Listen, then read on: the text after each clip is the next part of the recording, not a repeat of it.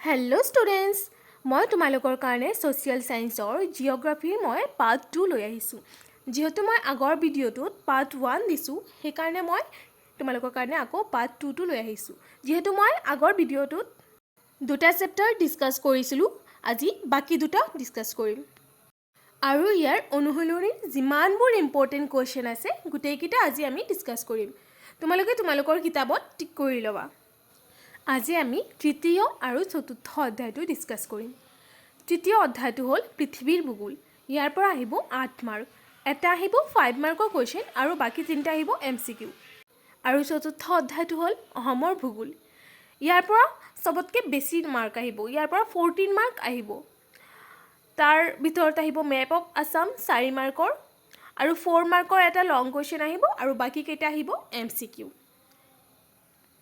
তৃতীয় অধ্যায়ৰ তোমালোকে অনুশীলনীত যোৱাৰ আগতে মূল কথাখিনি ভালকৈ পঢ়িবা। মূল কথাখিনি বহুত ইম্পৰ্টেণ্ট হয় আৰু ইয়াৰ পৰা বহুত কুৱেশ্যনো দি দিয়ে, MCQ আহে।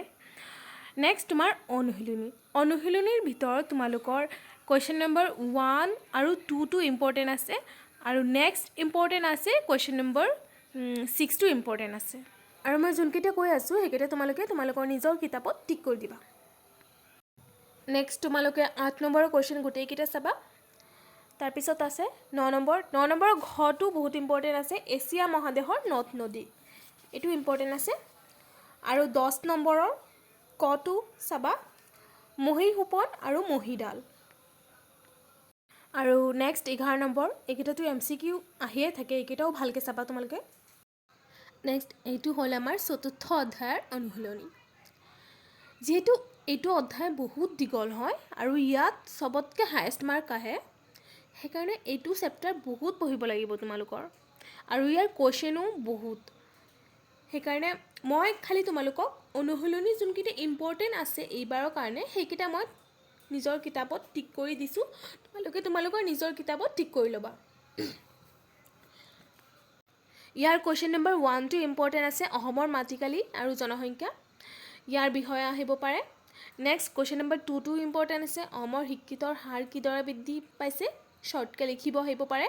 নেক্সট 3 নম্বৰটো ইম্পৰ্টেণ্ট আছে। নেক্সট আছে 4 নম্বৰ, এইটোও ইম্পৰ্টেণ্ট আছে। নেক্সট আছে 7 নম্বৰটো ইম্পৰ্টেণ্ট আছে।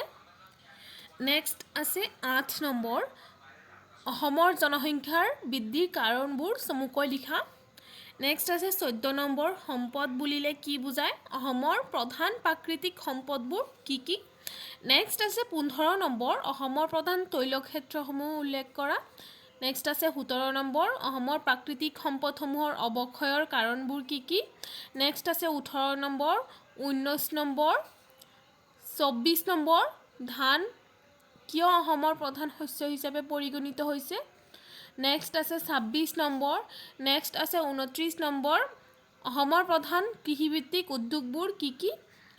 নেক্সট আছে 30 নম্বৰ, অসমৰ চাহ উদ্যোগৰ বিষয়ে চমুকৈ লিখা।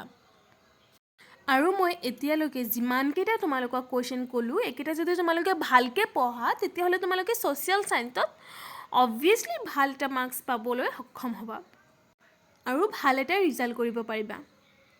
আৰু আজিৰ কাৰণে ইমানেই। নেক্সট ভিডিঅ'ৰ কাৰণে তোমালোকে কমেণ্ট কৰিবা। Thank U.